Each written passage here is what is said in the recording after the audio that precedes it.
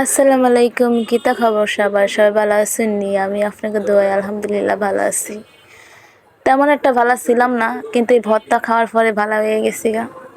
এই ভর্তার ভিডিও আপনি করে দিমু, শেয়ার করবো, সেই ভিডিও রাখছি। তো আমি এখানে ধন্যা পাতার ভর্তা নিয়ে নিছি, এখানে নিয়ে নিছি হয়েছে মরিচের ভর্তা দিয়া মুহে দিছি।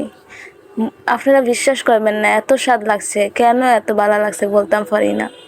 অনেক স্বাদ লাগছে, মুখে দিয়েছি আর আলহামদুলিল্লাহ আলহামদুলিল্লাহ অনেক অনেক শান্তি লাগছে। এই ভর্তা খাওয়ার জন্য এত ক্রেভিংস উঠছিল বলার বাহিরে। তারপরে নিজেই পাটা পুতা দিয়ে ধনিয়া পাতার ভর্তা আর মরিচ ভর্তা রসুন দিয়ে বানিয়েছি, আপনাদের দেখাবো, আপনাদের ভিডিওটা শেয়ার করব। তারপর ভর্তা দিয়ে ভাত খাওয়ার পর আবার এখানে কবুতরের মাংস ছিল দুপুরের, তো সেটা এখন আবার রাতে যখন খাচ্ছিলাম তখন আবার নিয়েছি। তারপরে এখানে ধনিয়া পাতা